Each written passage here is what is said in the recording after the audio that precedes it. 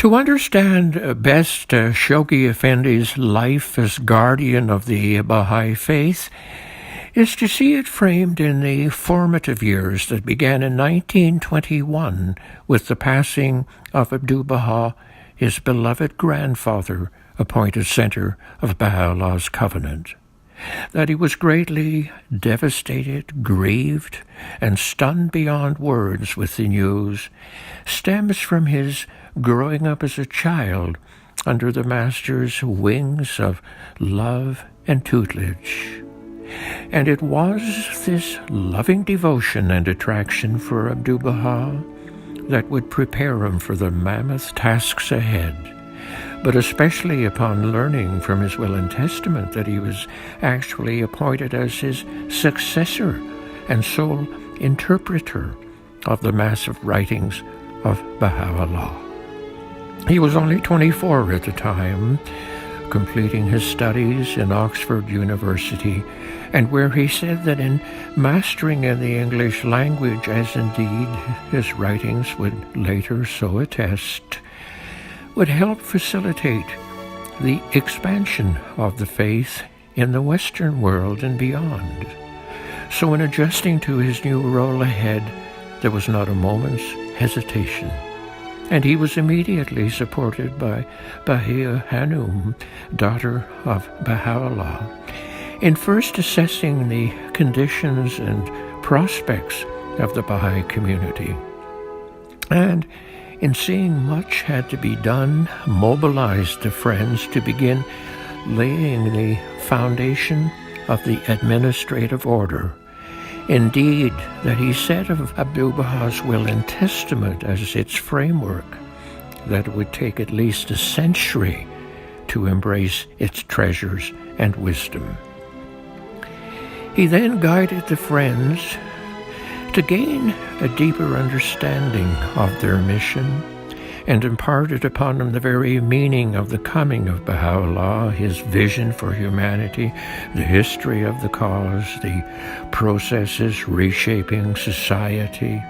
and of the part they must play in contributing to the advancement of mankind. He then further outlined the nature of the development of the Baha'i community so that the friends would appreciate that it would undergo many transformations over decades and centuries. So all of this was a path of learning he was imparting for the development of the faith and of the friends' responsibilities.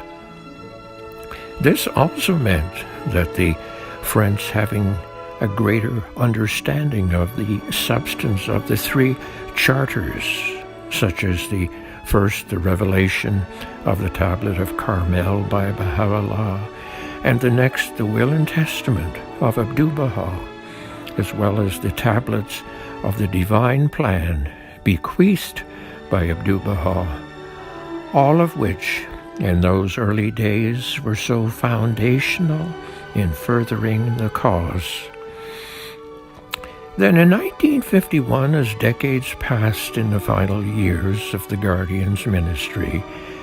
is that he would bring into being the International Baha'i Council that would later evolve into the Universal House of Justice. Then 2 years later, in 1953, he started the 10-year crusade that would unite all of the 12 existing national spiritual assemblies at that time into one global plan. This was seen as the crowning stage of the Guardian's ministry, but it was only after his passing in 1957 that the crusade was actually completed. But owing to his foresight, there was already put in place procedures and actions that would pave the way for the spread of new countries and territories that would envelop swelling Baha'i representation. Hence, the completed crusade had culminated in the election of the Universal House of Justice in 1963 in accordance with the provisions set down by Abdul Bahas. So up to his passing in 1957 were thousands of letters, cables, and numerous books that would flow from his pen to a fledgling Baha'i community seeking guidance in such a momentous cause. For it was to him the friends would turn to be absorbed fully by the teachings and principles of the faith. Yet the immensity of the Guardian's appointment is seen as truly daunting, and in his tribute to his wife, born Mary Maxwell in Montreal, that is Abdul Bahas Rahuya Kanum,